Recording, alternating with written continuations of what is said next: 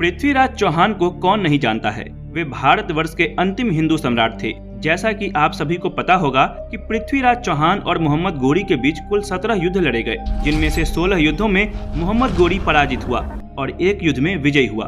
विजयी होने के बाद गोरी ने पृथ्वीराज चौहान को बंदी बना लिया, लेकिन पृथ्वीराज चौहान की सूझबूझ और कुशल रणनीति से गोरी मारा गया।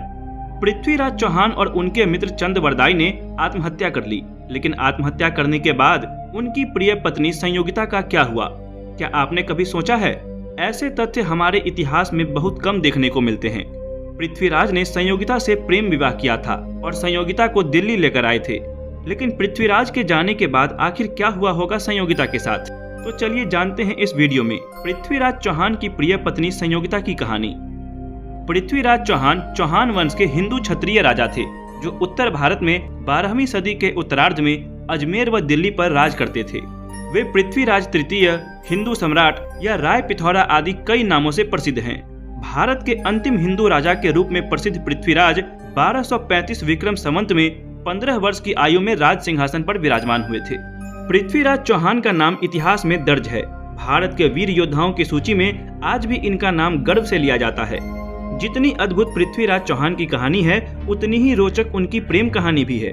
पृथ्वीराज चौहान और संयोगिता एक समारोह में मिले थे।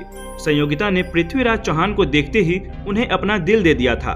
संयोगिता तय कर चुकी थी कि अगर शादी करेंगी तो पृथ्वीराज चौहान से ही करेंगी। जब संयोगिता का स्वयंवर हुआ, जिसमें विभिन्न राज्य के राजकुमारों और महाराजाओं को आमंत्रित किया गया, लेकिन पृथ्वीराज को आमंत्रण नहीं भेजा गया था। पिता के इस व्यवहार से संयोगिता को इतना गुस्सा आया कि उन्होंने स्वयंवर में मौजूद पृथ्वीराज चौहान की मूर्ति को वरमाला डालने का फैसला कर लिया। जब ये बात पृथ्वीराज चौहान को पता चली तो उन्होंने संयोगिता को स्वयंवर से भगा कर ले जाने का निर्णय लिया और कामयाब भी रहे, लेकिन इस कारण जयचंद उनके दुश्मन बन बैठे। पृथ्वीराज की कुल 13 रानियां थी, जिनमें से संयोगिता प्रसिद्ध मानी जाती है। लेकिन क्या आप जानते हैं कि पृथ्वीराज चौहान की मृत्यु के बाद उनकी पत्नी संयोगिता का क्या हुआ? पृथ्वीराज चौहान की पत्नी संयोगिता ने चौहान की मृत्यु के बाद ये फैसला लिया कि वे अपने महल में जौहर करेंगी, लेकिन मोहम्मद गौरी के सेनापति कुतुबुद्दीन संयोगिता सहित हजारों हिंदू महिलाओं को अपने साथ रखना चाहता था। इसलिए पृथ्वीराज चौहान की मृत्यु के बाद किले के बाहर कुतुबुद्दीन ने अपना बसेरा डाल दिया। किले के चारों तरफ एक गहरी खाई थी, जिसमें यमुना का पानी बहता था। विशाल चिते की तैयारियां दिल्ली के राजमहल में होने लगी, इसलिए किले की दीवार को तोड़ना या लांघना शत्रुओं के लिए असंभव था। और जब इसमें पानी देखा तो कुतुबुद्दीन हताश रह गया। फिर उसने अपने सैनिकों को आदेश दिया कि जितने भी हिंदू नागरिक गुलाम के तौर पर गिरफ्तार किए गए हैं, उन्हें इस खाई में लाशों से भर दें। उन जिंदा गुलामों के शरीर के ऊपर चढ़कर किले की दीवार लांघने का प्रयास किया गया। इन गुलामों में ज्यादातर हिंदू थे, जिन्होंने अपना धर्म और संस्कृति ना छोड़कर आजीवन गुलाम रहना स्वीकार किया था। कुतुबुद्दीन ऐबक के सैनिकों ने हिंदू वीरों को खाई में फेंक कर किले की तरफ बढ़ने लगे। महारानी संयोगिता ने किले में प्रवेश के लिए बने पुल को पहले ही तुड़वा दिया था, लेकिन महारानी को नहीं पता था कि ये पुल हिंदू वीरों की लाश से फिर बनेगा।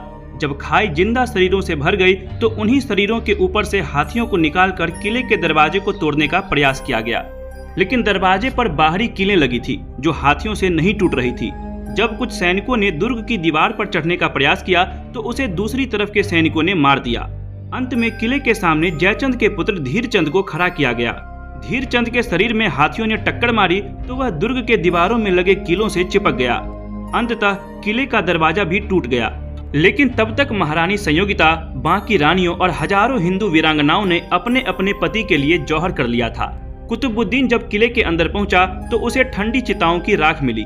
कुतुबुद्दीन वीर महिलाओं के बलिदान को देखकर हक्का बक्का रह गया। ये उन वीरांगनाओं की कहानी थी जिनका इतिहास हमारे इतिहास के पुस्तकों से विलुप्त है। भारत के इतिहास में हिंदू वीरांगनाओं द्वारा बहुत बार जौहर किया गया।